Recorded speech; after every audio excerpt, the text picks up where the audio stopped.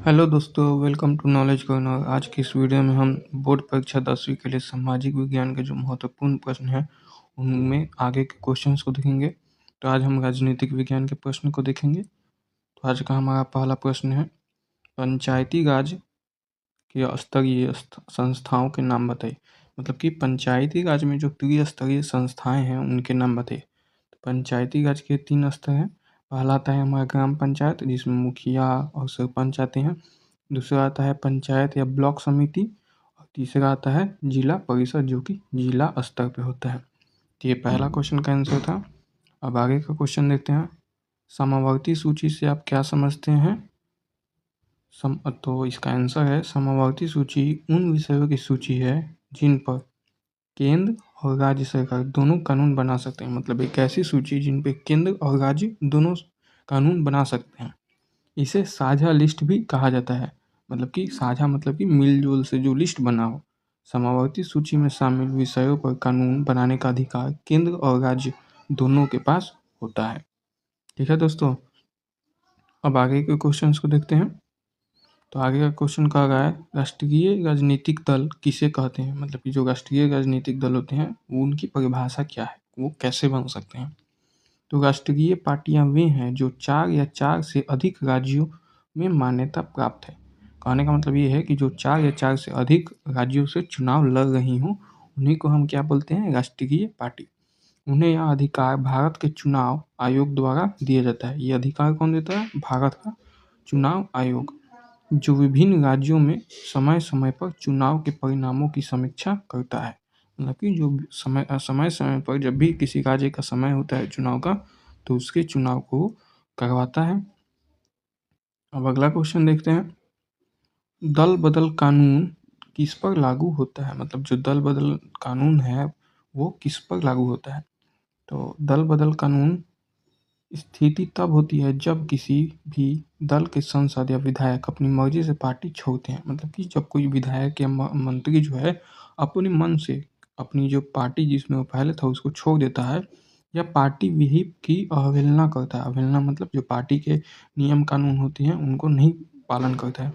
इस स्थिति में उनकी सदस्यता को समाप्त कर दी जाती है। मतलब अब उसको उस पार्टी का सदस्य नहीं माना जाएगा और उन पर दल बदल निरोधक कानून भी लागू किया जा सकता है।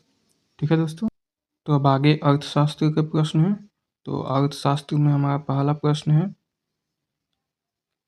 उदारवादी आर्थिक प्रणाली से आप क्या अभिप्राय है? तो उदारवादी आर्थिक प्रणाली यानी आर्थिक उदारवाद एक ऐसी विचारधारा है जिसमें व्यक्तिगत स्वतंत्रता, निजी संपत्ति और अर्थव्यवस्था में कम से कम सरकारी हस्तक्षेप पर जोर दिया जाता है।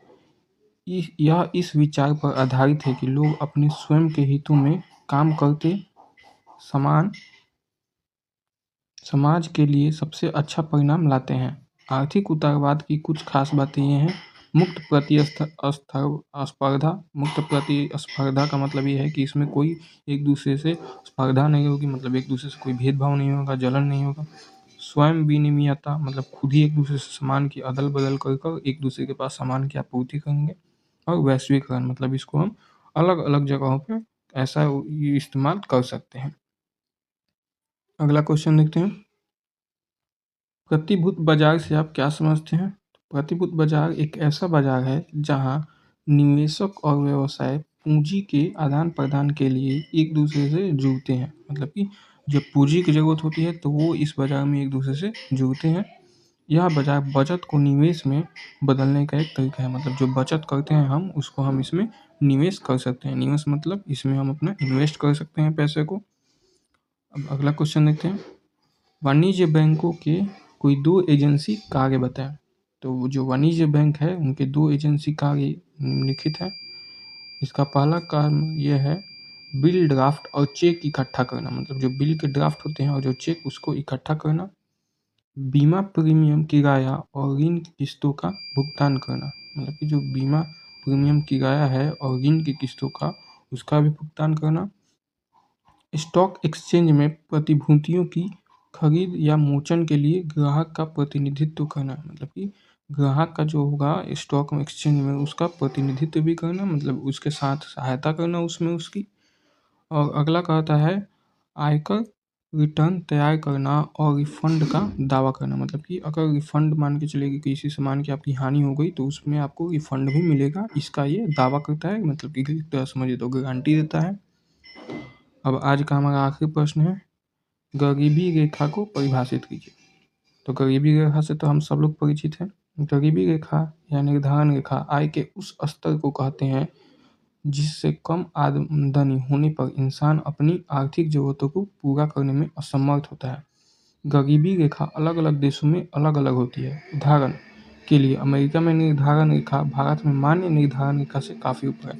मतलब कि जो अमेरिका की गरीबी रेखा है वो भारत से काफ़ी ऊपर है, जबकि भारत की गरीबी रेखा कम है। अगर अमेरिका में आपके पास 500 से कम रुपये है तब आप वहाँ पे गरीब कहाइएगा, तो यहाँ पे अगर आपके पास 100 रुपये से कम है तब आप गरीब कहाइएगा। तो इतना का अंतर होता है दोस्तों। तो आज की वीडियो में इतना ही दोस्तों, मिलते हैं अगली वीडियो में। तब तक के लिए चैनल को लाइक, सब्सक्राइब और शेयर जरूर करें। Thank you.